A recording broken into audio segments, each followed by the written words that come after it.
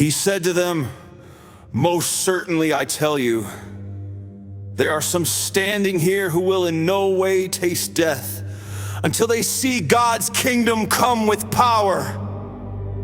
After 6 days, Jesus took with him Peter, James, and John and brought them up onto a high mountain privately by themselves.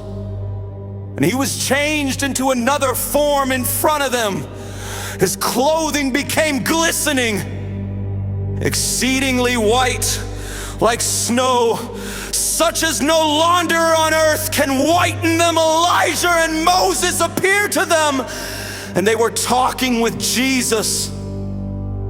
Peter answered Jesus, "Rabbi, it is good for us to be here.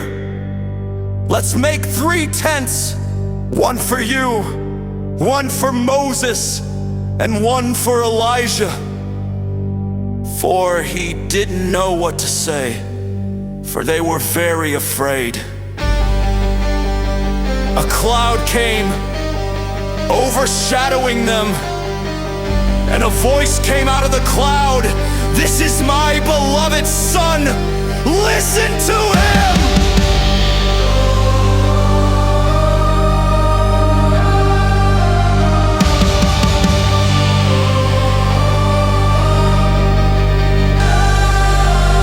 Suddenly looking around, they saw no one with them anymore, except Jesus only.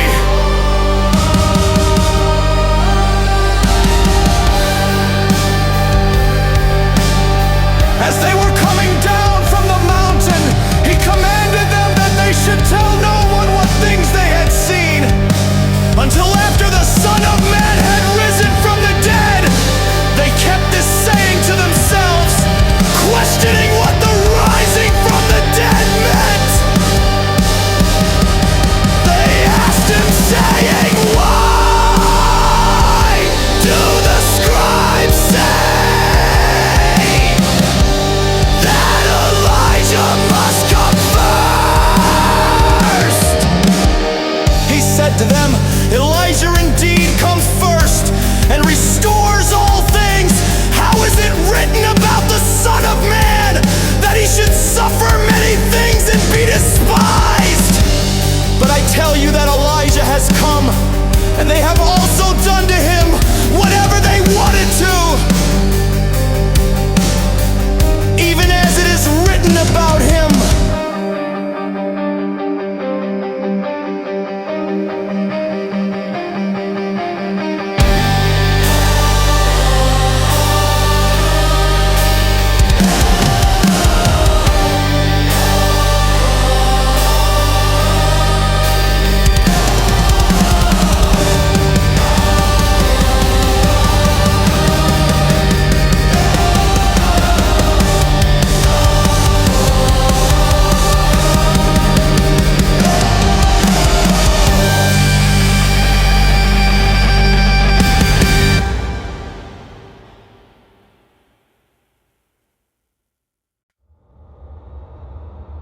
Coming to the disciples, he saw a great multitude around them, and scribes questioning them. Immediately all the multitude, when they saw him, were greatly amazed, and running to him, greeted him. He asked the scribes, "What are you asking them?" One of the multitude answered, "Teacher, I brought to you my son, who has a mute spirit, and wherever it seizes him, it throws him down, and he foams at the mouth, grinds his teeth, and becomes rigid. I asked your disciples to cast it out, and they weren't able." He answered him, "Unbelieving generation, how long shall I be with you? How long shall I bear with you? Bring him to me." They brought him to him, and when he saw him, immediately the spirit convulsed him, and he fell on the ground, wallowing and foaming at the mouth.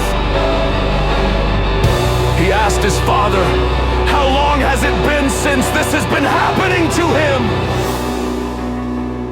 He said, from childhood often it has cast him both into the fire and into the water to destroy him. But if you can do anything, have compassion on us and help us. Jesus said to him, if you can believe, all things are possible to him who believes.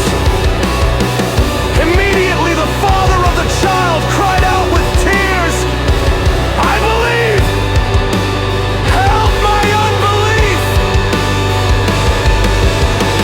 When Jesus saw that a multitude came running together, he rebuked the unclean spirit, saying to him, you mute and deaf spirit, I command you, come out of him and never enter him again.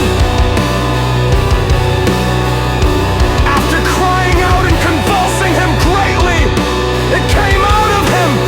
The boy became like one dead, so much that most of them said, he is dead.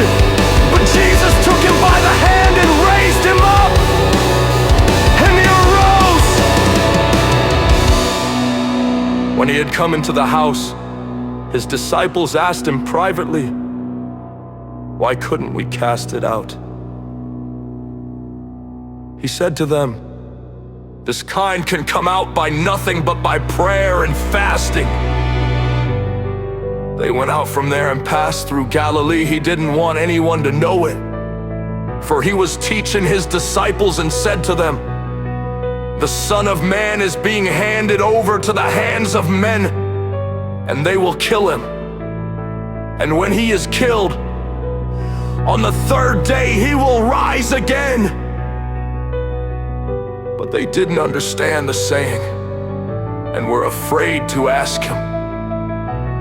He came to Capernaum, and when he was in the house, he asked them, what were you arguing among yourselves on the way?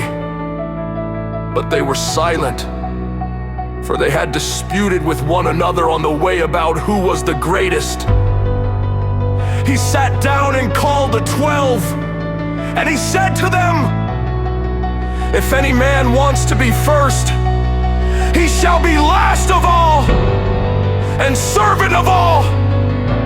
He took a little child and set him in the middle of them, taking him in his arms. He said to them, whoever receives one such little child in my name receives me, and whoever receives me doesn't receive me, but him who sent me.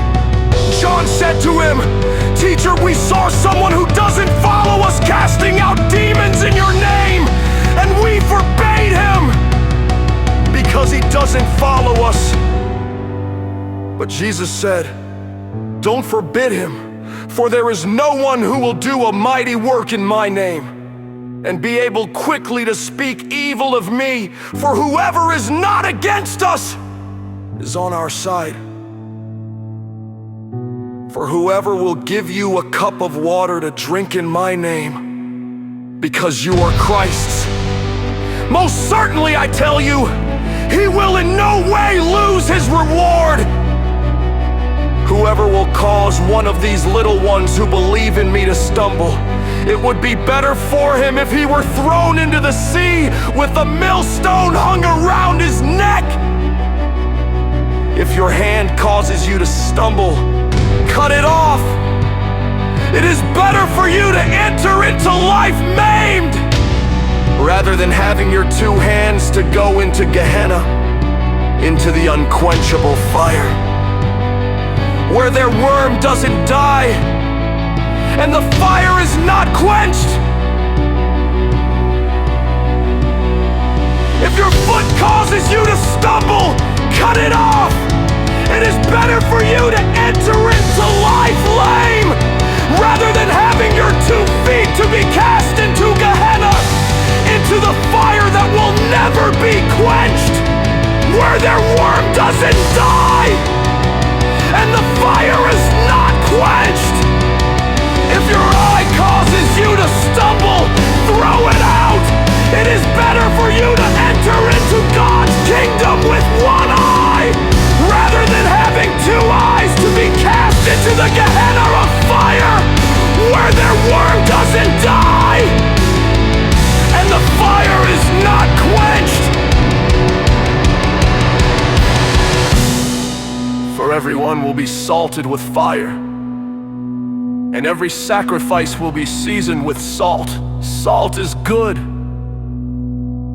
But if the salt has lost its saltiness, with what will you season it?